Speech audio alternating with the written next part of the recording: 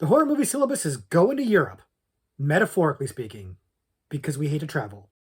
We're looking at horror movies from Central Europe this week, so get your backpack on. It's going to be quite the journey.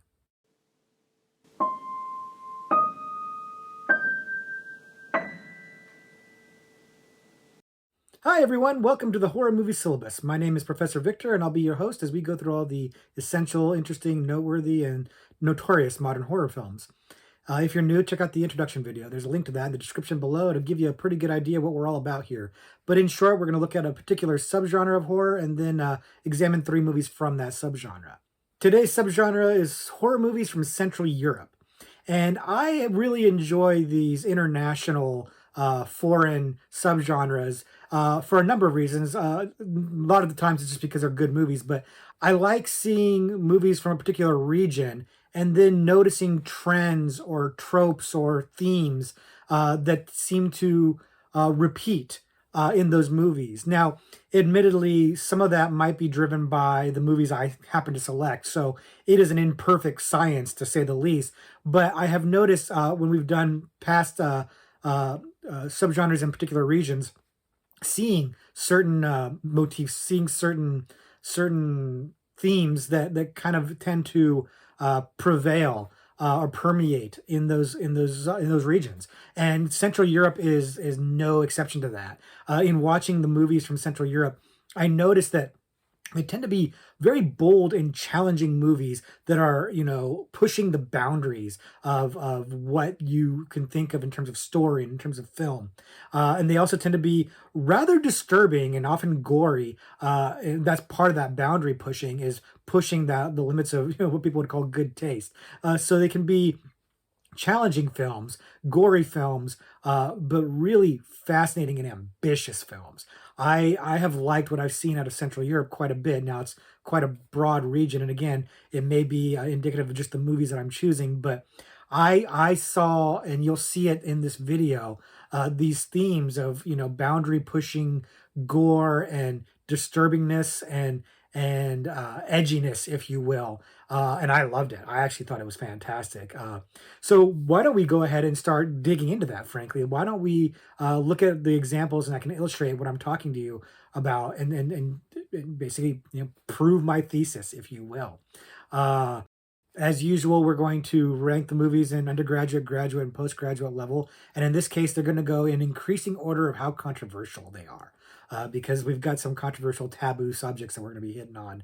So you've been warned as we get into this, but let's go ahead and get into horror films from Central Europe.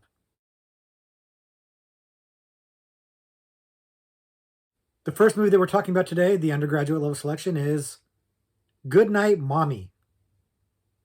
Goodnight Mommy came out in 2014 and was pretty well received when it came out, and has endured a bit as one of these great movies that are coming out of Central Europe.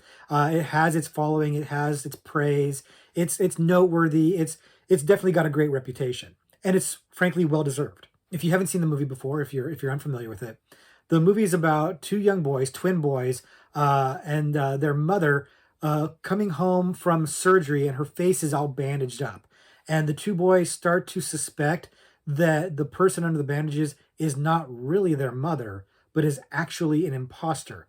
And they start going through great pains to try to figure out for sure whether or not she is their actual mother. And the situation escalates and hijinks abound, as we like to say. And to say anything more about the movie would definitely spoil it. And I'm not going to do that for you, because Goodnight Mommy is a fantastic story. And you definitely don't want it to be spoiled for you because it's got some great twists and turns in it. The movie is an Austrian film, so set in Austria, and these are Austrians, and the subtitles a whole bit.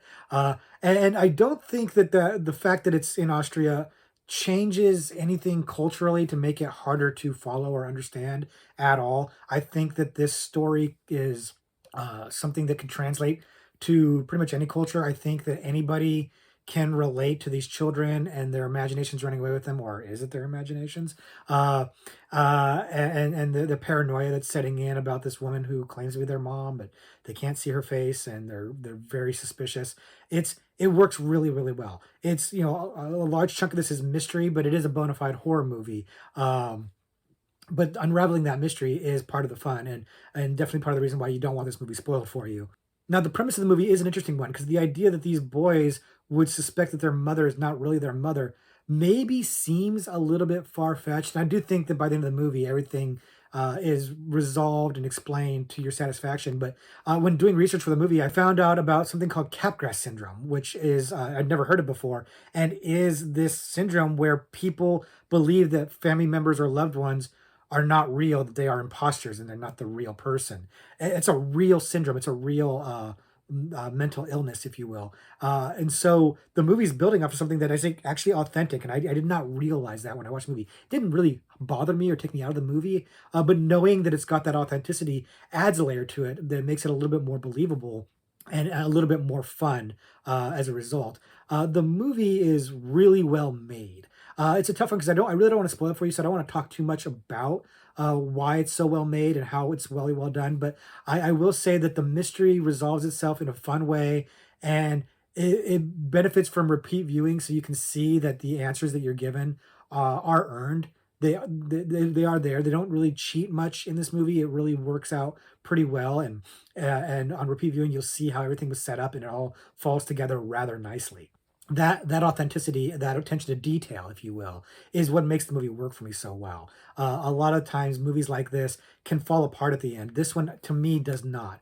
I think it has a really wonderful ending, if admittedly a bleak ending, and that is a theme that you're going to see throughout this video. The bleakness of these movies from Central Europe is one of those things that seems to persist amongst all the movies that we're going to talk about. They tend to be very bleak, very dour, very somber, if you will. But this movie is really well made. The acting is on par. It's really good. It's really well shot, and you know it's a simple story. It's got basically mostly three characters in it, and it's set in one location. Very effective. It taps into that paranoia, taps into that dread. This is a movie that if you let it wash over you, it'll really grab you. It did for me. It worked really, really well for me. But there's reasons why this movie is super popular, and I'm not even getting to all of them because again, I'm trying not to spoil the movie for you. If you haven't seen it, you should definitely check it out. Try to avoid spoilers. Try to avoid definitely avoid commentary or videos about it, and just check it out for yourself so you can see for yourself how good it is. And if I'm overselling it, let me know. If you've seen the movie and you don't love it, let me know in the comments why it falls short for you. But please don't spoil it for other people because this is one of those movies that I feel like the less you know about it going into it, the more enjoyable the experience is going to be. So if you haven't seen it, check it out as soon as you can before somebody spoils it for you. The next movie we're talking about today, the graduate level selection, is Possession. Possession came out in 1981. It is the 1981 Possession, not one of the other myriad movies called Possession or The Possession. This is the 1981 movie from West Berlin. So it can get pretty confusing because there's a lot of movies out there that have very similar titles. This is the 1981 version. This is the one you've probably heard about. If you haven't seen it, the movie is set in West Berlin, and it's the story of a spy who comes back home to his wife and child after a mission, and their marriage is rocky. It's on the fritz, and she decides to leave her husband, and she wants a divorce, and the family life is crumbling, and it works as a family drama, but then things start getting really, really, really weird, and both characters start acting in very disturbing ways. And to say anything more than that would be an absolute crime because this movie is so strange and wonderful and amazing and goes in places that you do not think it's going to go. This movie is notorious for a number of reasons, and one of them is that this movie goes into some bizarre, bizarre places. So, again, don't want to spoil it, but we do have to talk about it a little bit. But we'll start with talking about the actors. Sam Neill playing the spy and Isabelle Adjani playing his wife are both absolutely brilliant here. They're both rather young. They're early in their careers. As we all know, Sam Neill can do no wrong. The guy is amazing. Isabella Gianni, absolutely amazing actress, stunningly beautiful, and she is giving one of her most incredible performances in this movie. They're both exceptional here, and they're a big part of why I like this movie as much as I do, because this movie is kind of bug nuts crazy, but having them two at the center of it, really kind of holds it together and makes it not fly off the rails where it really, really could, even though some might argue it really does. The other thing about this movie is the themes that they're tackling on here. There's some things about doubling and doppelgangers in here that I can't get into too much without spoiling the movie, but suffice to say that there are doppelgangers in the movie. And there's, the idea of this marriage breaking down and the socio-political ramifications or socio-political analogy that they're doing this by setting in West Berlin, literally right there by the Berlin Wall. And I'll be honest, I'm no expert on the West Berlin politics back in the day, the 80s and the Cold War. I'm no expert on any of that stuff on the history of it, but it's pretty easy to see the whole idea of the Berlin Wall literally running through this movie and this divide between husband and wife. It's a pretty easy parallel to see, but it's very effective, works very, very well. And I can only imagine that the more that you knew about the political situation, especially back in the time in the early 80s, the more effective this movie must have been. Also, the movie is a fascinating exploration into mental illness. It's depicted in more real, visceral, horrific or horror movie ways, but it's a really interesting take on mental illness. It's a powerful performance by Isabelle Adjani, highlighted by the most infamous scene in the movie, the subway miscarriage scene. And if you aren't familiar with it, I'd recommend seeing the movie. But you could probably just look up the scene on YouTube if you just want to see the scene. But be forewarned, the scene is intense. It's gruesome. It's shocking. It's something else, man. It's a nightmare of a scene. It's infamous for a reason. It's shocking for a reason, and it's a large part of what makes Possession such an infamous film, so controversial. That scene is shocking, and definitely is not for everybody. And it's not the only shocking thing about the movie. There's a few other shocking things in the movie as well. And again, I can't get into it too much without spoiling things for you. But there's a reason why this movie was banned a lot, why it really didn't get the opportunity to be as widespread as maybe it could or should have been. It's an ambitious film. It's trying to say a lot, and I think it's largely successful in what it's trying to say. It uses allegory and imagery to surprisingly great effect to deliver its message and deliver its themes. And it works really, really well. It's got great actors holding the fort down. It's got a director who's got a great eye. The movie looks fantastic. It's a really well made movie. It's a really fascinating story that is kind of not kind of it is pretty surreal and out there. And if you can roll with it, the movie is a wonderful ride. It's quite an experience. Again, not for everybody. Some gruesome stuff in there, some shocking stuff in there, some really bizarre, arguably melodrama in it that works. It works. It all works. Some of the characters are very melodramatic, and it's very effective. It lends itself very nicely to how this movie's tone works for it. It really is a really fascinating movie that is kind of like nothing else, man. There's really nothing else like Possession out there. At least I can't think of anything off the top of my head. It's such an experience that you just kind of have to feel for yourself. It's hard to, in words, give it justice. It is again a bleak movie, a gruesome movie, a challenging movie. It's definitely pushing taboos, pushing the envelope, tackling some very fascinating real world issues and some fantastical issues. It's like I said, it's an ambitious movie that I think is very successful. It is largely beloved. People who know about this movie seem to really love this movie. There don't seem to be a lot of detractors on it. Of course, if you are a detractor, if you've seen it and don't particularly like it, feel free to share your opinions in the comment. I would be happy to have a discussion with you about it, and I won't criticize you. But I do love the movie. I think it's wonderful. I can't praise it enough, and I wish more people had seen it. It's not the easiest movie to get a hold of, frankly. You saw the DVD I have was a bootleg DVD. I do think it recently got a Blu-ray release that is official, and so maybe it's a little easier to find now, but at the time I was trying to track it down, it was not the easiest thing in the world to track down. So hopefully it's more accessible now, because if you haven't seen it, you should definitely check it out. So it's worth trying to track it down. it's worth it because that movie it's a work of art in my opinion. It's absolutely fabulous. So if you haven't seen it, track it down if you can and check it out. And the last movie we're looking at today, the postgraduate level selection, is Necromantic. Necromantic came out in 1987 and is a very notorious film. And you could probably figure out just from the title alone why it's so notorious. But let's just go ahead and get into it because well, there's no way out but through. Frankly, if you're unfamiliar with Necromantic, the movie is about a guy who works for the coroner's office or the morgue. It's a little unclear, but he helps clean up accident scenes and crime scenes, clean up the bodies and whatnot. Only he has a bizarre fetish where he likes to steal body parts and whatnot from the crime scenes and take them home with him for his collection. And his girlfriend is equally fascinated by this grotesque collection of parts. And one day he brings home an entire corpse for the two of them to play with.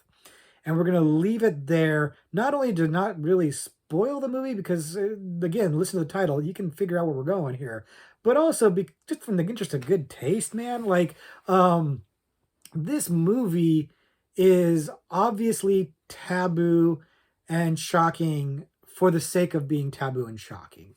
And to spell it out for those of you that aren't able to get it, it's a movie about necrophilia. Um, and mind you, I am not squeamish. I'm not a prude or anything like that. In fact, I wrote a play in college that had necrophilia in it as part of a really dark thing. It's a terrible play, by the way. Side note, but and they wouldn't even produce it. Long story. I'm getting off topic here. My point is, the fact that the movie's about necrophilia by itself doesn't turn me off to it. What turns me off to the movie is that it's just not very good. I had heard about this movie for years before I ever finally got around to seeing it because it is very notorious for being a necrophilia movie, and for being really gross. And it's both of those things. It's a necrophilia movie and it's very gross.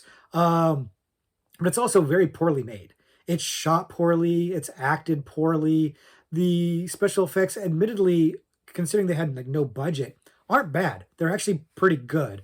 Now some of that's because they use like real animal parts for things, which I don't think it's like a cannibal holocaust situation. I don't think they were killing animals. I think that they think they got animal parts and stuff like that, but still kind of gross. But the point of the movie is really just to shock you and gross you out. Like I did a little bit of research on this movie, and apparently the director was trying to make some messages, trying to make some statements with this. I didn't get it. I don't feel like the director was successful in that mission. I didn't feel like it really landed for me. I felt like it was really just there to be shocking, and I guess it is. I mean, I don't know. I didn't feel that grossed out by it, and I think it's because while they're pretty good special effects, they still seem like special effects. It doesn't really feel like you're watching a true dead body being violated, desecrated, whatever you want to say. Um, and it's also so ludicrous that it's hard to take it seriously. And as a result, I just found the whole thing silly. I didn't really get terribly grossed out by it. I definitely didn't get terribly disturbed by it. I just found it silly. I was a little annoyed by it, frankly. This was not a movie that I loved, obviously. And I think part of it is because I had expectations of it being so taboo and so gross and over the top and risque and whatever. And I tend to be drawn to those kind of movies. I gravitate towards them. And we've talked about a lot of them in the syllabus, in other subgenres. I like these movies that push the envelope. I like these movies that are taboo, that are controversial and that get banned and stuff like that. And this movie got banned and things like that. It does not live up to the reputation to me. It falls far short. And I think it's largely attributable to the filmmaking. I feel like this movie was made better. It would have been more effective at trying to gross me out and shock me. But being a bit of a seasoned veteran, having seen a lot of gross stuff, this one fell short to me. It didn't hit for me. I would not recommend this to you. If you are somebody who's easily grossed out or whatever, it's obvious this movie's not for you. Based on the subject matter alone, this is not for you. Like, if you're not, into the hardcore gore stuff, you're not going to check this movie out. And if you are into the hardcore gore stuff, but you haven't seen this movie, I think you're going to be disappointed. I mean, check it out and let me know. But I don't think it's going to scratch that itch for you. I think there are a lot of other movies. In fact, there's movies that I'm going to talk about in just a few minutes that are going to scratch that itch for you better than this movie does. This movie is not as shocking as its reputation would have you believe. And I find that a little disappointing and a little annoying, frankly. It's overrated, I guess is what I'd say. It's overrated, but it's also like just not very good. It's kind of boring. If I'm being honest with you, it's kind of boring. So that's what I'm kind of saying is that I don't think that I don't think it's gonna satisfy anybody. It's definitely not gonna satisfy people who hate gore, and it's not gonna satisfy people who like gore. Disappointing. I know there's a sequel to it that I haven't bothered to see. I know a little bit about it, and they try to kind of double down a little bit on the grotesquerie, and I kind of feel like it's just gonna be more of the same. It's the same director, I think, too. So I'm not really terribly interested in checking out the sequel. Maybe I will one day just to give it a chance. I try not to be too discriminatory, but it's not high on my list, to be honest with you. If you have seen the sequel, let me know what you think of it. Is it better than the original? Is it worth my time? Um, and if you have thoughts on this movie, please share them with the class. Let us know what you think of it. And if you really like this movie, please explain to us the merits of it. I'm not here to disagree with you or fight with you on that. I don't really see the merits of it. To me, the movie was pretty lame. But if you like it, if you think there's something cool about it, if you think the special effects were good enough to recommend this, please do in the comments. Let us know what you think. But we'll go ahead and continue that conversation there. But Necromantic for me was a failure. It was a disappointment. It let me down. So I'm not recommending it to you, but I am mentioning it here because it is super notorious, and so I felt like it needed to be discussed on the syllabus. So that's going to do it for our exploration into the horror movies of Central Europe. And if you are liking the vibe from these movies, the bleakness, the grotesquerie, etc., I've got some extra credit movies for you that will hopefully continue to sate your appetite. The first movie that I'm going to talk about is a movie called Dead in 3 Days. And Dead in 3 Days is an Austrian film that is basically an Austrian version of I Know What You Did Last Summer. If you haven't seen it, it's a very similar premise where this group of friends who are graduating from school start getting text messages saying that they're going to die in 3 days. And it's kind of tracing back to something that they all have in common from their past, an event that is shrouded in mystery until the end of the movie. So I won't spoil the event, obviously. I won't spoil the movie for you, but suffice to say, if you've seen I Know What You Did Last Summer, you have a pretty good feel for how this movie's gonna go. It's basically an Austrian version of I Know What You Did Last Summer, but without the 90s post-scream, post-modern aspect to it. It's playing it a lot more straight, and it's a lot more bleak. It's a wonderfully shot film, and it's a lot of fun. It's basically a standard slasher film, and the most noteworthy thing about it is that it really is kind of like an Austrian I Know What You Did Last Summer. Otherwise, it probably wouldn't be terribly memorable. But to me, that's the part that makes it stand out is that analogy to the more popular American film. That and the lead actress Sabrina Ryder, I think her name is. I'm not familiar with her. I don't know her from anything else, but she's really good in the movie. She's really likable. Honestly, all the acting is pretty good in here because these characters are paper thin. I'm not gonna lie to you; they're not super deep.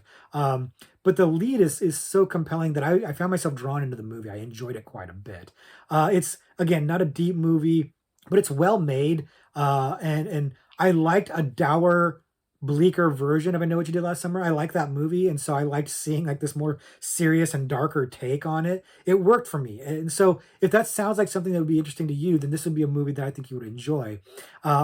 If you feel like that just sounds derivative, maybe just skip it. But I find this movie to be a lot of fun. Dead in 3 Days. It was more enjoyable than I expected it to be. A large part because of the connection to I Know What You Did Last Summer.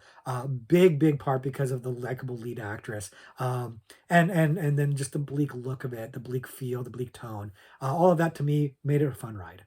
The next movie I'm going to mention to you is a movie called Taxidermia. And Taxidermia is a Hungarian film that is pretty controversial, pretty gruesome for good reasons.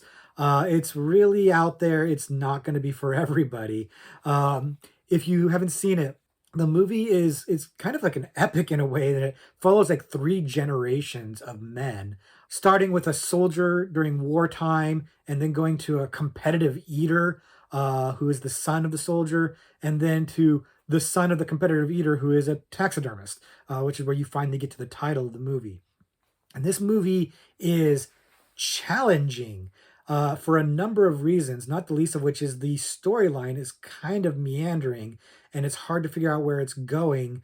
And then, of course, there is exceptionally gory stuff in this movie, extremely gory stuff, but so gory that it's over the top and becomes ridiculous. And in fact, this movie is definitely a horror movie, a body horror movie, if you will, but it's also a comedy. It's a horror comedy. It's ridiculous, and it's trying to be. It's definitely trying to be funny, and I think it largely succeeds. It's just a bizarre movie because it's rampantly gory, and it's got a lot of drama into it, not all of which will hit. But the movie is kind of insane. It's got insane visuals and grotesque stuff. Like it starts with a man shooting fire out of his penis. That's how it starts. So that's what you're in for. So it's like giving that to you right up front. That's the kind of movie you're in for. It does have nudity and some graphic sex stuff in it, and on top of the gore, a tremendous amount of vomiting, far too much vomiting, way too much vomiting. But it is strangely beautifully shot. This movie is really, really well made. I don't know the director's name off the top of my head, but it's really, really well made. The performances are over the top, and they're supposed to be. The actors are giving it their all. They are caricatures in the best possible way. It's intentional. So I give the acting a thumbs up. But it's the direction. The movie just looks amazing. Even when you're seeing this grotesquerie, this gruesomeness, it's somehow strangely beautiful, which is part of the theme of the movie. I don't want to spoil it too much, but when you get to the end, you'll kind of see what I'm talking about. The artistry of gore is part of what we're talking about in this movie, and the movie kind of illustrates just by just being really well made, really well shot, even though it's gross. It's a really well composed movie. And that's part of the reason why I wound up liking it, even though the middle in particular started to really meander, lots of vomiting. Um, but it was so intriguing to figure out where the hell this movie was going. It's such a bizarre movie. It is a bizarre movie. It's definitely pushing the envelope. It's definitely trying to do something very unique and succeeding in that. And doing something very memorable, very fascinating. Dare I say artistic? Maybe. I don't know. This is going to be maybe a polarizing film. I would be curious to hear what people think of this movie who have seen it. If you're familiar with this movie, let me know in the comments what you think about it because I gotta believe that some people really can't stand this movie, and I gotta believe some people probably think it's absolutely fantastic. I didn't get too deep into the reception of this movie, except that I know that it was really well critically received, and I can see why. Again, it's really well made. It's an ambitious movie that again I think hits the mark. I think it's doing what it's trying to do, even though what it's trying to do might be a little bit nebulous or sloppy or ill defined. I do think that it's trying to convey a certain feel and a certain like avant-garde message, if you will, without spoiling things too much, that I think it nails. I think it does. I started out being very fascinated with the movie. In the middle, I felt like it was going to lose me, and I was starting to turn off to it. And then at the end, it really came home for me. And it also had giant cats in it, and I don't want to spoil that for you, but giant cats. Yeah, I'm in for giant cats. So this movie, hard for me to recommend it to you because it is really gruesome. It's not for everybody. Um, but if you are up for the challenge, I would be curious to see what you wind up thinking about Taxidermia. I think the movie is fascinating. It's a wonderfully, beautifully made movie that comes together pretty well in my mind, but is also really gross. So if you've seen it, let us know what you think, and if you decide to challenge yourself and check it out, by all means, come back and give us a report on how it went for you. And the last extra credit movie I'm going to mention is a movie called Angst. And Angst came out in the early 80s. It's an Austrian movie, and it's a story about a released serial killer. If you haven't seen it, basically, this guy who gets released from prison and immediately goes on a killing rampage, and kind of showing it from his perspective and the horrific torment that he puts his victims through. And the analogy or the correlation that people often mention is the movie Henry: Portrait of a Serial Killer, which we haven't talked about yet on the syllabus, but we will absolutely be talking about it in the future.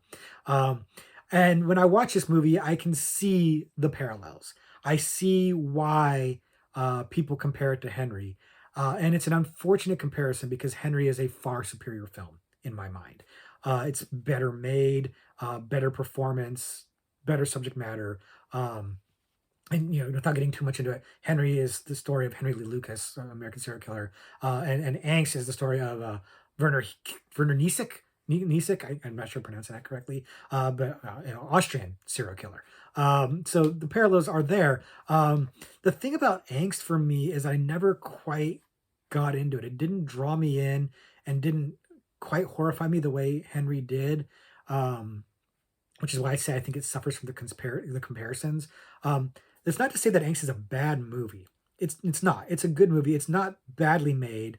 Um, there's some scenes in this movie that are really graphic and shocking and just visually grabbing. They will like burn themselves into your brain. There's some very memorable scenes in this movie, and for that reason alone, I think it's noteworthy. That said, the lead playing the killer doesn't have the same, I don't know, gravitas, charisma. Charisma is not the right word, but he doesn't have the same thing that Michael Rooker had in Henry: Portrait of a Serial Killer. You don't connect to him, or you're not fascinated by him in the same way. At least I wasn't. He's very, very bizarre, and it's very hard to connect with the character or the scenario. To be honest with you, it's almost dreamlike, and that's actually something that I think is a plus for the movie. It's almost dreamlike to the point where you're like wondering, is this all in his head kind of thing? And that I wish they had played with that a little bit more in the movie, to be honest with you. I wish that would be a little bit more of the theme or a little bit more of what was happening in there because it's an interesting idea that doesn't really get explored enough. But it has a dreamlike quality to the movie that I think works rather well. And it is offsetting, it's unsettling. And knowing that it's based on a real life serial killer, it adds something to the movie. So it's definitely worth your time. Just manage your expectations with Angst. I went in with super high expectations because I'd heard about it. It was something of a notorious movie that I'd been wanting to see for a long time, and I finally got around to seeing it. And I was a little bit let down. Not like Necromantic let down, where I was just like, I really thought the movie was bad. I don't think Angst is bad. It just wasn't as good as I was expecting it to be. So I felt like it didn't live up to those high expectations. But by no means I think it's a poor movie. It's not badly made. It's not expertly made. It's got a kind of a realness to it in the way it's shot that makes it kind of gritty and of course it's got a bleakness to it that is, again, permeates this entire subgenre of the movies I picked, at least. That it's just bleak in its ending. It's bleak all the way through. It's got a bleak feel to it in the way it's shot, and all that stuff works to make it feel good. It's got a certain vibe to it that works really well. It's just if you've seen Henry, you're probably going to feel like this is Henry light.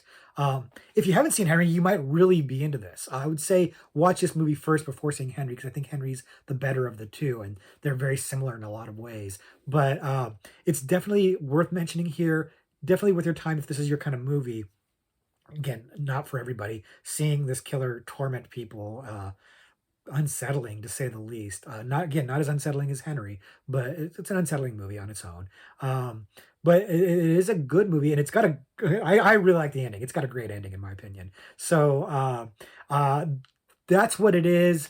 Angst. I've kind of given you an idea of whether or not you want to see it. But if you have seen it, let me know what you thought of it. Because, like I said, I think it's good, but I think it pales in comparison to Henry. Let me know if you share my opinion or if you differ with that. I'd like to know what you thought. Are in the comments. But yeah, that's Angst for you.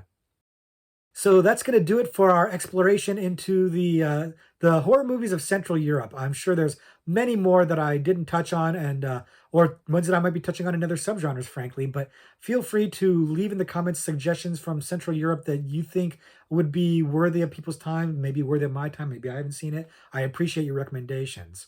Now, as you may know, we've decided to start doing a little horror trivia at the end of every video, where I'm going to take a question from Horror Trivia Pursuit, read it here on camera, and then try to answer it on camera. And I'll give you guys a few seconds to try to answer it for yourselves as well. And we're going to see if I know this or if I'm going to be embarrassed and not know it. I think right now I'm shooting 50% so far. So small sample size. Let's go ahead and take a look at the card. I'm going to read this for the first time right now. And I'm reading from the category of international horror because we're talking about international horror today. And the question is, Let the Right One In from 2008 was based on the novel of the same name by which author? Oh man, this one hurts because I did talk about Let the Right One In not too long ago, and I did the research on this, and I know the name of the author because I read it during the research, but I can't remember what his name is. Um, and oh, it's gonna kill because it's a Swedish author, right? Because it's a Swedish movie, Danish movie, Scandinavian movie, and it's our Scandinavian horror subgenre video. So if you haven't checked that out yet, by the way, check that out. Shameless plug. And I'm stalling for time here, hoping that that name's gonna pop in my head, but I know it's gonna not gonna do it. I want to say it's like something like Suchek or something like that. Like, and like the pronunciation alone is embarrassing and shameful, frankly. Like Suchek, like I don't know, and I'm probably way off. Especially because I just did a movie video on Central European horror. And so I've seen a lot of foreign names lately in my research, and so my head is just rattling around with names that are not easy for me to say, which is not a very good excuse, frankly. But I've stalled enough. Hopefully, those of you who know the answer have gotten it. But I'm going to go ahead and read the answer right now. I'm saying Suchek, which is shameful. Let's see what it is, though. John Alvidi Lindquist, which I do remember now that I'm hearing it. And I remember because I remember that it sounded a lot like one of the characters from the Dragon Cat Tattoo, the Stieg Larsson series. And I remember thinking that at the time I read it, so I do remember that. But I digress. I didn't get this one right. Once again, real life embarrassment as I show my lack of horror knowledge. That was a hard question, though, guys. Come on, that was a hard question. Did you guys get it right? Did any of you get it right? Let us know in the comments below. Be honest. We're taking it. We're taking it here as Scout's honor. Did you get it right? Let me know in the comments below. I obviously did not. But that is going to wrap it up for this video. Thank you guys again for attending. Thank you for your comments in advance. I appreciate you guys giving suggestions and giving your thoughts on the video. And until next week, class dismissed.